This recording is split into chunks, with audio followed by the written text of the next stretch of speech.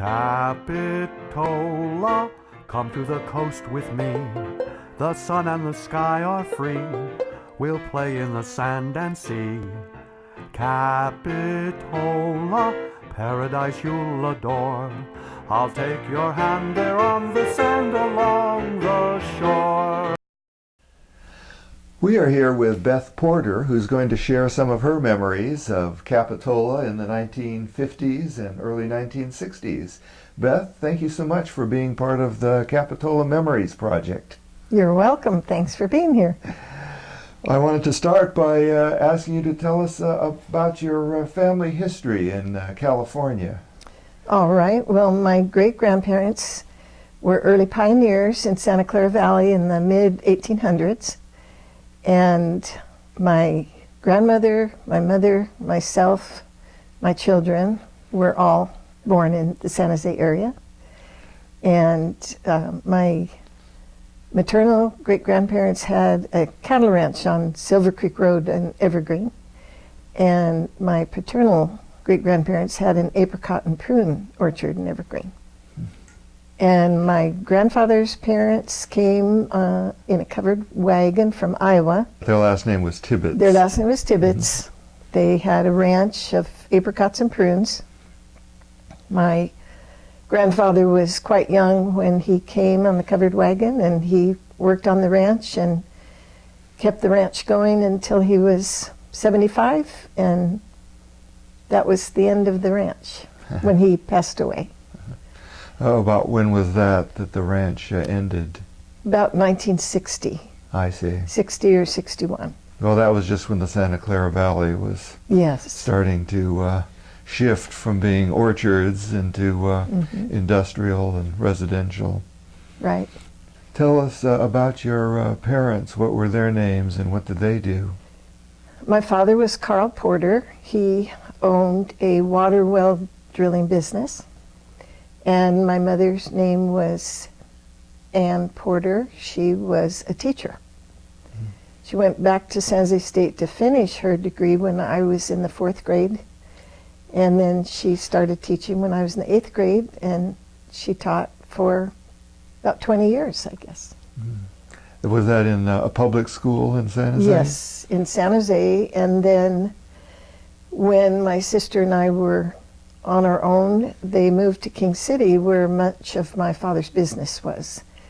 All the ranches, the vineyards, and the people who needed wells on all the ranches. So they located there so he was closer to his work.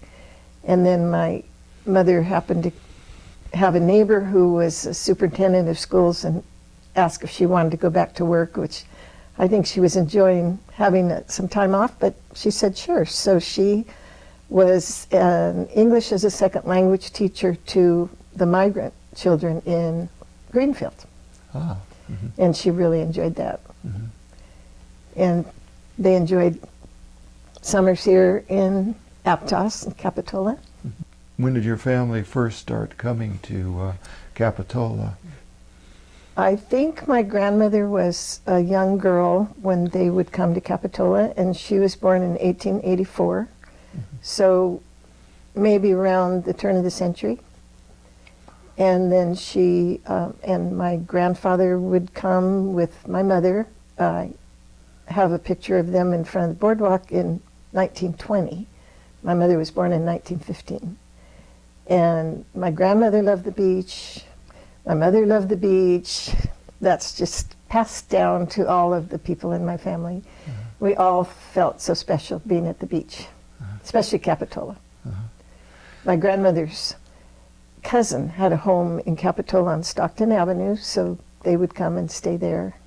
Then later on, we stayed there. Now, early on, your family must have come by train, I would think. I think so, although I didn't hear that, but I'm sure before they had cars, they would come on the train. That was about the only way to get over the hill, I think. Or through the hill. Yes, when there was a tunnel, I believe. Yeah, there used to be tunnels that went right through the Santa Cruz Mountains. Well, what is your earliest memory of coming to Capitola? Well, the first time I was in Capitola, I was 18 months old. I don't remember it, but my mother was quite excited in 1945 to travel after the war, when traveling wasn't done so much because of the rationing of gasoline. And we enjoyed the getaway when things kind of calmed down, and Capitola was the first place she wanted to go when traveling was thought of. And I do remember being about 5 at the Venetian courts in Capitola and staying there. That was one of the places we stayed. Well, the Venetian court must have been nice because you were right on the beach. We loved it. We loved being so close to the beach. And living out in the semi-country in San Jose, we didn't have any place to walk to except orchards. Mm-hmm. There were no stores. Of course, there was no beach. And it was just really happy times playing on the beach. And we would stay on the beach after hauling all our equipment, umbrellas, backrests, towels, everything else we needed. We were there to stay. We usually stayed on the beach till about at least 6 o'clock, if it was warm. I think I'd look around and think, we're the only ones left on the beach. But we were happy being there, and why not? And generally, how long were your vacation trips to Capitola? Well, sometimes we were lucky enough to stay the whole summer.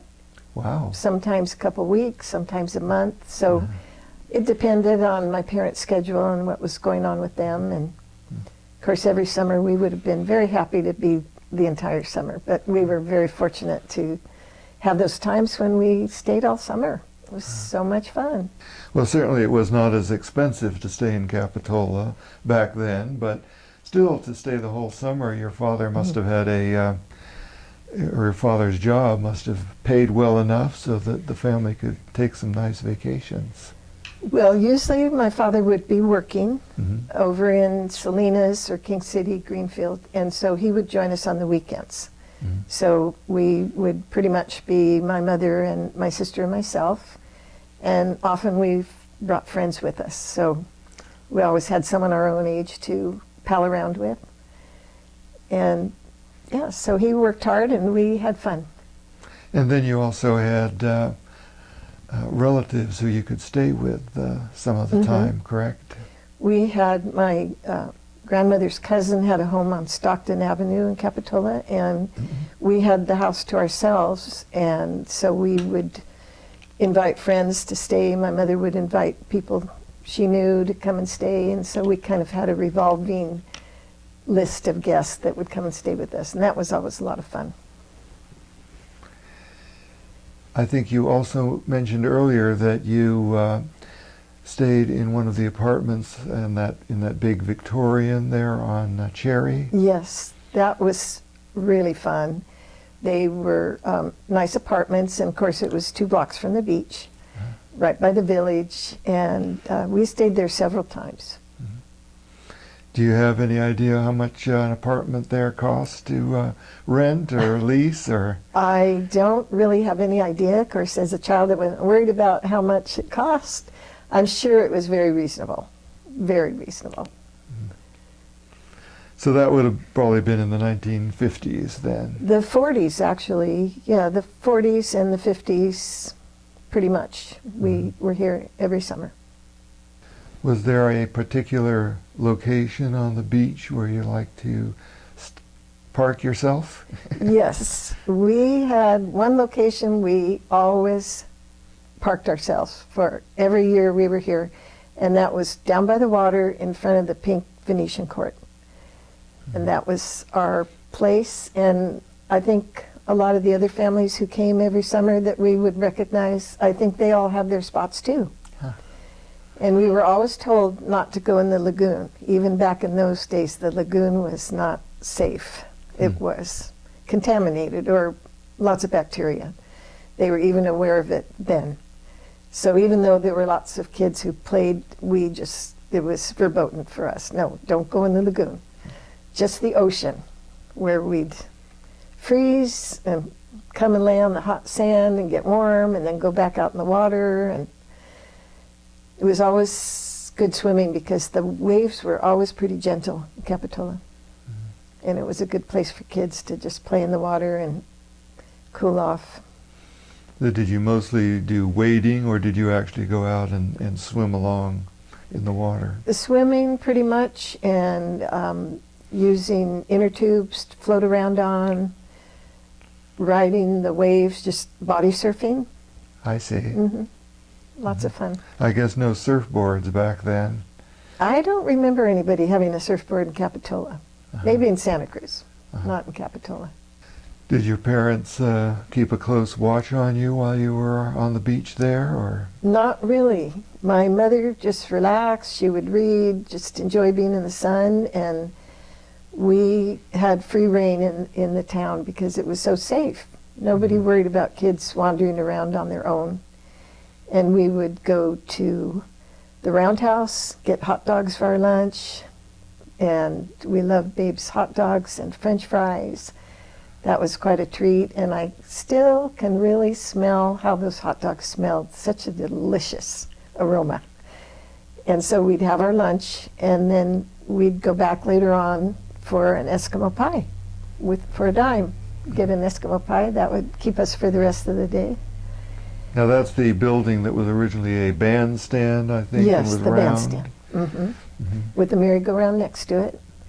So if it was a foggy day, we would ride the merry-go-round, we'd play skee-ball, we'd go bowling, we'd visit the market on the corner of Stockton and Capitola Avenue, I believe, that became the Village Mouse. It was a little grocery store. And they had these... I think that was the corner of San Jose Avenue. Oh, San Jose Avenue, sorry. They had these little wax, for a penny, you could get a little wax replica of a soda bottle or lips, and they had about 3 drops of juice in it, and we were quite thrilled with those. And maybe for a nickel you could get a candy bar. So to have a store we could walk to, an ice cream shop to get ice cream, it was all just heaven. It was heaven for us. We were just free to wander around and do whatever. The only thing we could not do was walk by the bar that was, I don't know if it was the Edgewater then, but I think it became the Edgewater on the Esplanade. And my mother told us we had to cross the street instead of walking by there, because people were always quite jovial and loud and drinking and having a good time, and they'd spill out on the sidewalk. So she would say, be sure and cross the street and don't walk by there. So who knew what fate would befall us if we walked too close? Now, didn't you say on at least one occasion your mother actually left town while you were on the beach? And She did that, yes. I guess I can tell the story because it's so many years later and she's not here to defend herself, but it was a day that she decided to go over, and we'd made arrangements for a friend of my sister's and a friend of mine to come and stay. So she deposited us on the beach with our beach towels and drove to San Jose. And it happened to be a rare day in Capitola where the waves were big and coming up on the beach. So they came up to the towel, and we moved a foot away, and then the next wave would come to the towel. And we were just kids and didn't figure out, maybe we need to move our towel a little bit farther than a foot at a time. And we ended up right by the wall in front of the Pink Venetian because the waves were that strong. It must have been a storm. Very unusual, because that's what we loved about Capitola. The waves were, made it nice to swim, and maybe she told us we shouldn't go swimming when she wasn't there. I don't remember that part, but I remember I looked to my older sister to say, what are we going to do? And her idea was to move the towels just out of reach. And we ended up going the whole distance of the beach. But we lived to tell about it, and my mother showed up with our 2 friends, and we were happy. tell us a little bit more about your sister. How much older was she? She was 3 years older, and she loved Capitola as much as I did. She ended up being on the Arts Commission for quite a few years in Capitola, and we ended up buying a house on Saxon Avenue, which was also one of the places we stayed when we were kids. And I think we stayed there in the 40s. Mrs. Forsland owned the home and then the cottage behind it. She was, I believe, from Sweden, and she would come and knock on our door with a pan of warm cinnamon rolls in the morning. So we thought that was pretty special. It was really fun. And we would walk down those stairs into the village and collect shells early in the morning, and it was really a nice location. It still is. And your sister was Ardith Porter? Yes, Ardith. Mm-hmm.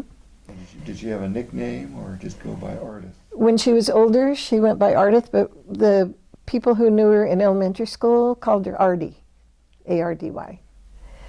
I thought I saw Ardy back on the back of one of the photos you loaned me. Yeah, family and early people, but once she started a career, she became Ardith again. I see. A little more professional, I think. So she moved here in 1984 from San Francisco. And she worked for Bank of America for a while, and she loved going to the museum as I did. We went to all the celebrations at the museum, the Olaf Palm and the 50th anniversary, and she loved the museum as much as I do. Well, that's great. Yeah. Did you get real good at playing some of those arcade games? I think I did. I consider myself a skee-ball champion. I was really pretty good at it, and I earned a lot of tickets, and I would save them. And I think we still have it. I think it's passed on to my daughter, but I got a cut glass punch bowl with the cups to match, 10 cups to match. And that was really a family treasure because it was free with the tickets, although who knows, it probably cost $50 to play skee ball. But yes, we got a lot of really fun little prizes. That made it fun. Bowling, I don't remember. I was too skilled at bowling, but I do remember the bowling alley had a real person at the end of the lane, and he had a perch. And then when the pins were knocked over, he would jump down and place them upright again. So he covered all the lanes and had to go back and forth. So that's probably back in the early 50s, I imagine, if not earlier. One of the other people we interviewed said her boyfriend worked behind the... Oh. She said it was a terrible job. Well, yes. And probably lost his hearing from that noise. We had pity for the person back there because we thought, what if he doesn't jump up soon enough and somebody rolls the ball? But I never saw any disasters. But I used to think that must be an awful job. Probably didn't make a whole lot of money doing it, but it made it fun to go bowling. Were there other games besides skee ball that you played? I remember another game. It was some kind of poker. Pokerino, maybe? Yes, Pokerino, but I never played that. I think it might have been too complicated for me. I think rolling the ball up the hill in the lane was about as sophisticated as I got, but it was such fun to have so many things to do when the weather wasn't good. If the weather was good, we were on the beach. If the weather wasn't so great, we would just roam around the town, walk down by the creek, Soquel Creek, and Did you ever go fishing, anything like that? I did not go fishing. I know my father took my sister fishing once, and I think they caught a dead seagull. And I think that was the end of the fishing experience. Yeah, once was enough. So the merry-go-round, of course, was operating then. Yes. Do you recall how much tickets were? I don't recall specifically. I would imagine a dime maybe, something like that, 15 cents. But I do remember loving the merry-go-round. We did use that merry-go-round quite a bit. It was really fun. Very sad when they took it away. No, when you were going to Capitola as a child, when you were, about 9 or 10, was when they started the first Begonia Festival. Yes. We loved the Begonia Festival. It was always a treat, even though we knew it was the end of our vacation, because it was Labor Day weekend, normally, and we would head back to San Jose right after the festival. But it was so special to see all the begonias decorating the floats, and Of course, nothing like the crowds they became later, but quite a few people turned out to watch. That was really fun. Did you go to movies at the theater? Yes, they didn't have daytime movies, but my sister and I, especially when we stayed on Cherry Avenue, it was just a short little jog to the theater. We would go by ourselves at night. Again, my mother didn't walk us there. She just gave us the money and said, have fun at the movies and no worries. But I do remember a scary movie. It was about Egypt, and it was about the pyramids. And I was probably about 7, my sister was 10. So of course I always knew she was there to protect me. But it was quite frightening because there was somebody inside the pyramid and the blocks came down and trapped him inside.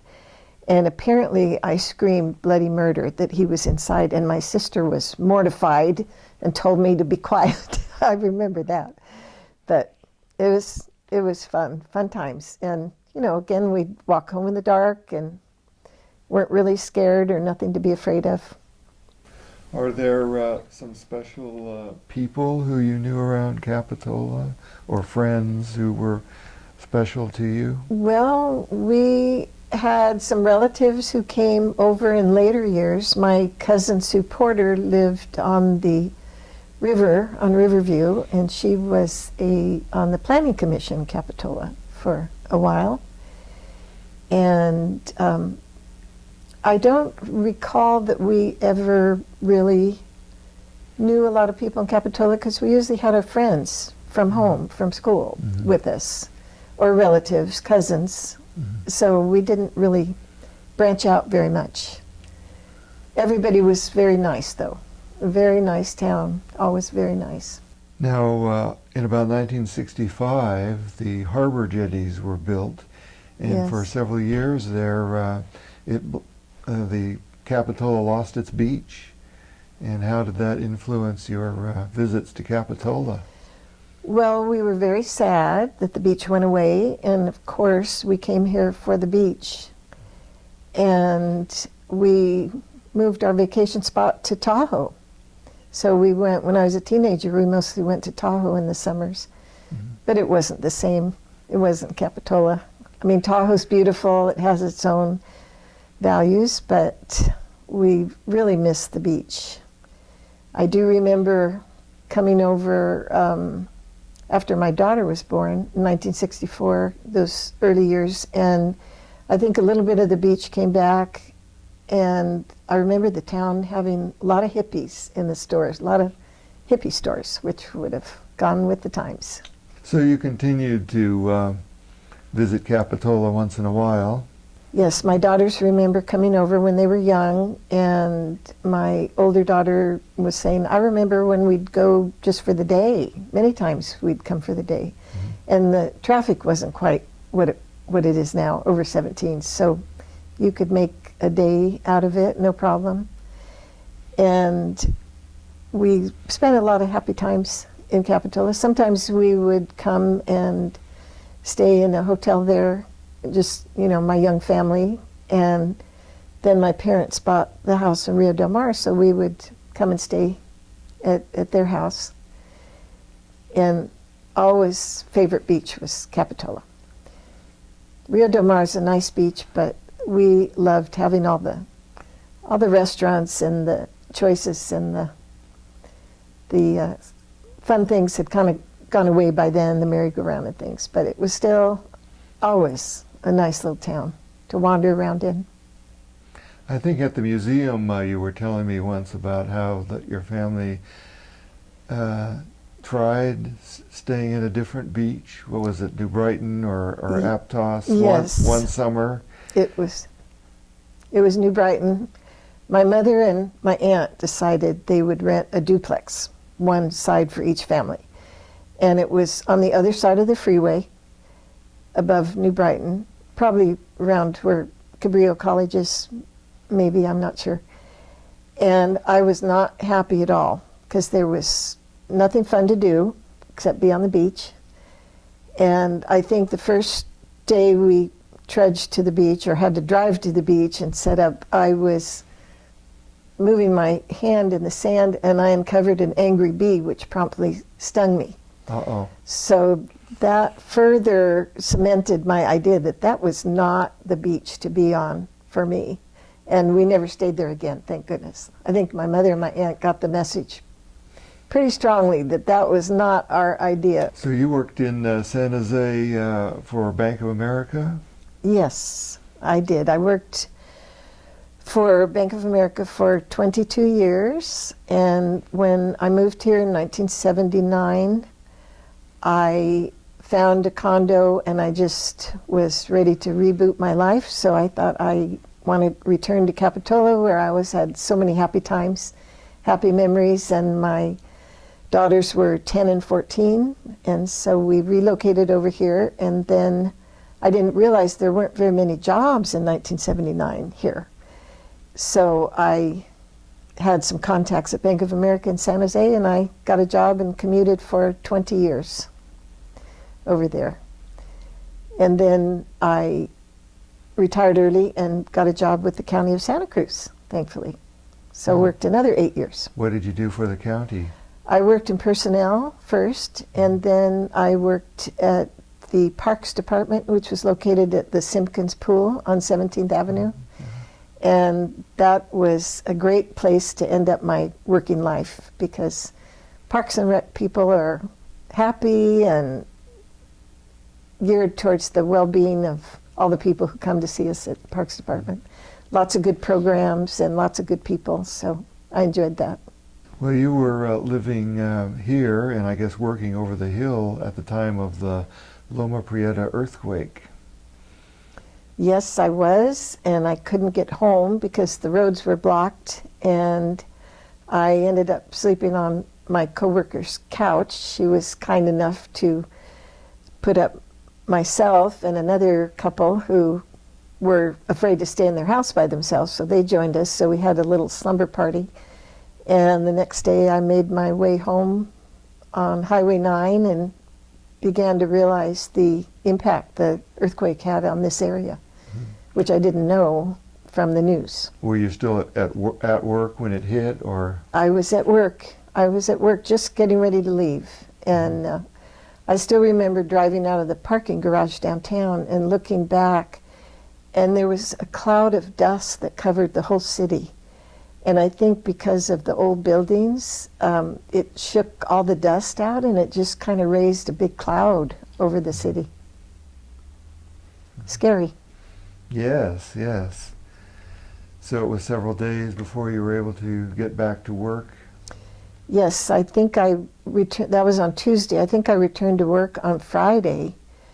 And of course, we had no power. It was a little difficult living with no power, and I felt compelled that I needed to get back to work. So I remember traveling down Highway 1 to, I believe, 129, over to 101, and then to downtown San Jose. So it took about 2 hours, and then same thing on the way home. Fortunately, they got pretty quickly the Highway 17 commuter bus. And so I started riding that, and I was able to ride that for 10 years and give up driving. And I read a lot of books on the bus. Well, looking back at your experiences with Capitola, how is Capitola different from today, from when you were a child? Well, one obvious thing is the number of people, the traffic.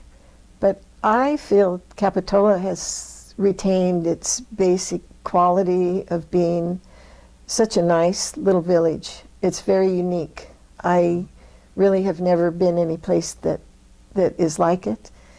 And it just is very familiar because the streets are the same, the businesses have changed, the restaurants have changed. But it's just, a beautiful beach and a nice little protected area. Just, I still have those feelings of it's a magical place. What do you like best about Capitola today? Today, I would say I like being a volunteer at the museum because I get to meet a lot of people with memories just like mine, about the same age people, and we start talking about playing skee ball and the bowling alley, and it's just fun to connect with people who have those memories. And it's also fun to see people really enjoy Capitola for the first time. Uh-huh. And of course, I enjoy going to the restaurants with my friends. I have a friend who lives right by the museum, and we like to walk down and have lunch at various places. And she came to Capitola often as a teenager from Fresno. So it's still just, I think once you have those happy childhood memories, it's a place you're drawn to come back to because you relive that. Are there any other stories we haven't talked about yet that you would like to share? One story is about the volunteer fire department. When I was a child, we would be downtown getting an ice cream cone, downtown, and we'd be at the ice cream shop, and you'd hear a loud, it was either a siren or a really loud bell, and all the men would come running out of the shops and hop on the fire truck and ride away to whatever disaster they were going to, because it was all volunteer. And that fascinated us, that these men would drop what they were doing and go jump on the truck and off they'd go. And that was kind of unique. We never saw that at home. And of course there were no women, they were just men.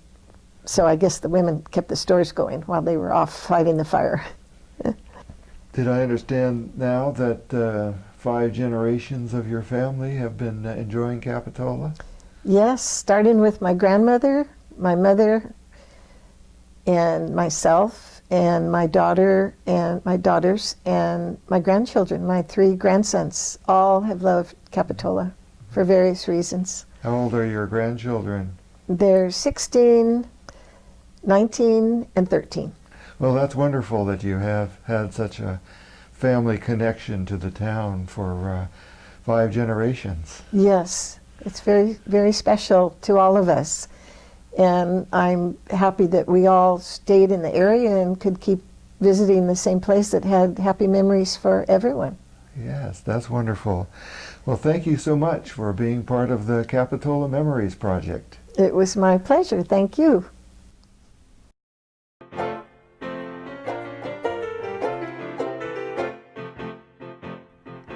Capitola, come to the coast with me. The sun and the sky are free. We'll play in the sand and sea. Capitola, paradise you'll adore.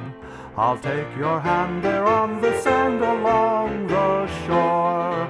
Capitola, over the bridge we'll go. We'll capture the sunset glow and wait for the creek to flow. Capitola, sway to the ocean's roar. Beside the strand we'll hear the band down by the